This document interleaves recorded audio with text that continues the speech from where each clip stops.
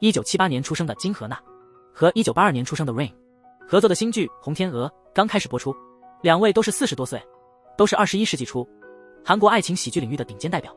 这次他们演绎了一部贴身保镖的故事，讲述了一段保镖爱上财阀媳妇的爱情故事。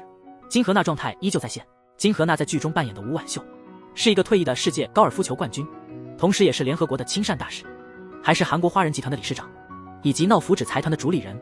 因在联合国会议上谴责伊斯兰国侵害少女，收到了伊斯兰国的恐吓信。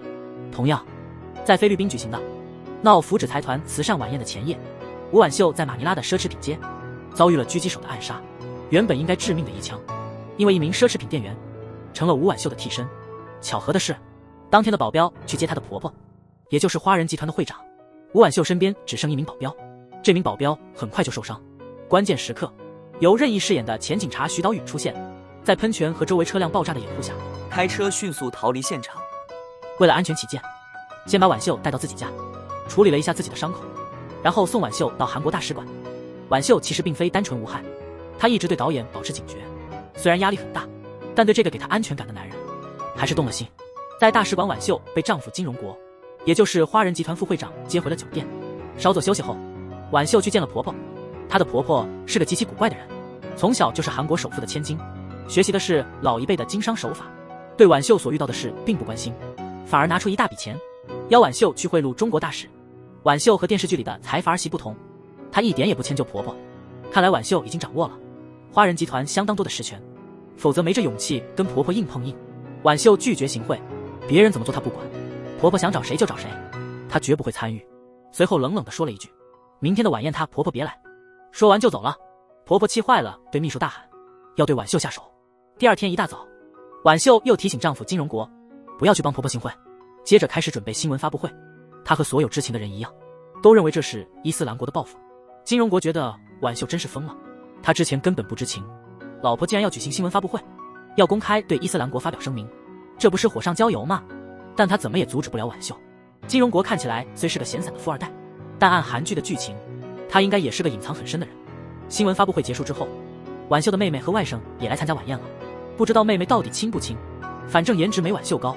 婉秀特别宠爱外甥，每次见到外甥都会想起自己的孩子。看这情形，婉秀的儿子可能已经去世了。晚宴就要开始，婉秀和荣国夫妇手挽手，一起从电梯里走出来。婉秀突然看到了昨天救她的那个人，本以为这辈子都不会再见到他，没想到那人现在成了她的保镖。为什么徐导宇会出现在这儿呢？这得从一个岛屿的故事说起。朱赫和岛允是警校的好兄弟，朱赫甚至为了岛允捐过肾，这份兄弟情真是深厚。但就在3个月前，朱赫在菲律宾被杀手暗杀，岛允赶到现场，因为太担心朱赫，结果没能抓住凶手。朱赫临终前只留下照片2字，没有留下其他线索。这3个月来，岛屿一直在查找朋友的死因。他是在救了婉秀之前，岛允一直在跟踪一个开赌场的华裔老板，正是从这个老板手下得知的，有个较弱的杀手正是朱赫的真凶。这位杀手被特邀前来，目的是在马尼拉的高档街区刺杀一个人，因此岛允立刻采取行动进行救援。不仅如此，岛允还发现了自己的警校前辈，现在是花人集团安保的负责人朴市长，他和赌场老板进行了秘密交易。岛允推测，朱赫的死与花人集团，甚至和朴前辈都有牵连。正好朴前辈得知他救了人，于是向他发出了加入花人集团安保部门的邀请。岛允就趁机接受了邀请，成了婉秀的贴身保镖。韩国财阀的儿媳在自己的慈善晚会上，意外发现老公和自己妹妹在沙发上亲热，但她并没有立刻发怒，因为她早已知道他们的关系。为了排解心中的怒气，当晚她把自己的男保镖叫进了卧室。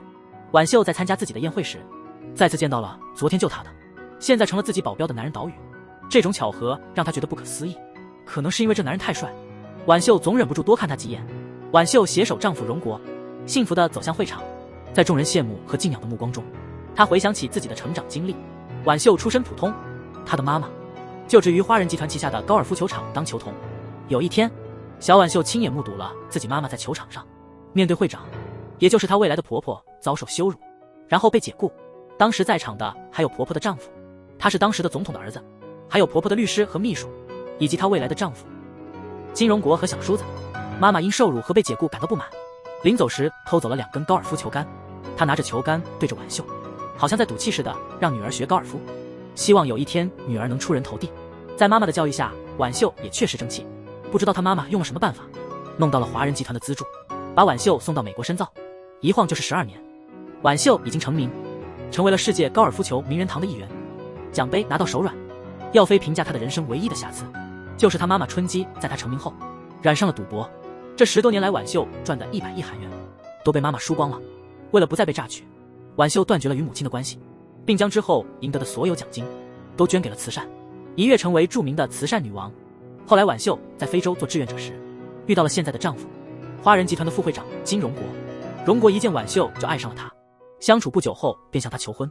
但会长颠婆婆自然不会轻易接受一个灰姑娘娶进了堪比皇室的花人集团，甚至在婉秀面前恐吓她，疯狂地说荣国的前女友是自己杀的。但这场婚礼还是举行了，在颠婆婆和婉秀的哥哥签下了数份保密合同之后，婉秀成了韩国最大财团的儿媳。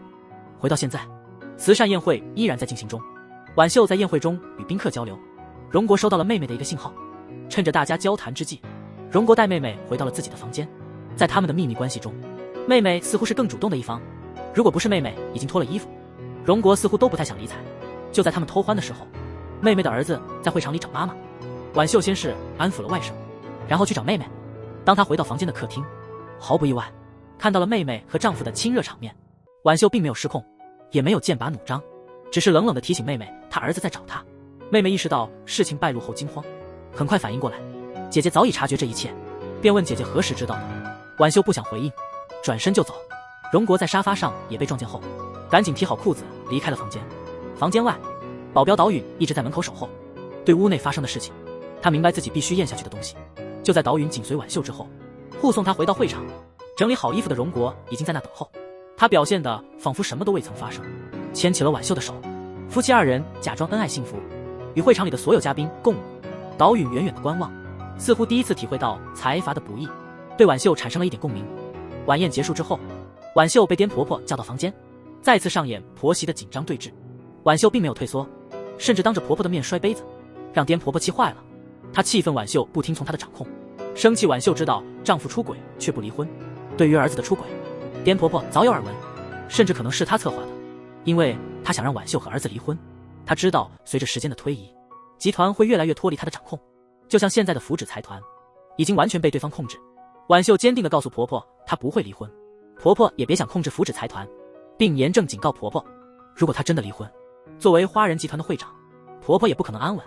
也许外人不理解，为什么这样的女强人面对出轨的丈夫和疯狂的婆婆，仍选择留在这段婚姻中，因为婉秀有她自己的苦衷。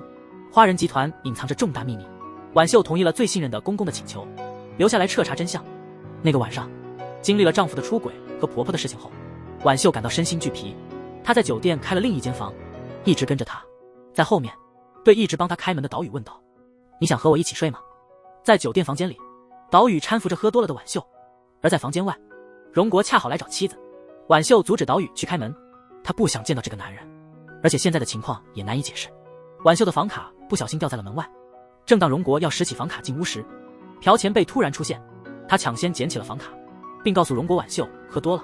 荣国现在也不宜过来，他回到了自己的套房。等荣国离开后，朴前辈把房卡从门缝里塞了回去，不确定他是否知道。这时岛允已经在婉秀房间里，接着岛允走出了房间，而婉秀已经换上了睡衣，这似乎是导演故意为之，造成主仆有关系的错觉。第二天大家都表现得像什么都没发生，一行人浩浩荡荡地返回花家府邸。府邸宏伟如朝鲜皇宫，朴前辈向岛屿详细介绍了府邸，然后为他安排了一间办公室。岛屿立刻把和自己关系密切的朱贺的合照放在了办公桌上，这是他在朱贺遇害之后在朋友房间里找到的。本来是会长的保镖李静来找岛屿，因为之前的袭击事件，会长决定让李静保护婉秀。李静传达了一个指令，让他马上过去一趟。前辈离开后，岛允准备收拾东西，不小心把桌上的合照碰倒了，这时他才注意到照片背后藏着一个存储卡。他突然想起朱贺临死前的遗言，就是那个照片2个字。岛允急忙把存储卡插到平板上，里面是3段关于花人集团荣誉会长金斗吾死亡的监控视频。岛允没时间细看，但他意识到金斗吾的死绝非偶然，他的好友朱贺正是因此被杀害的。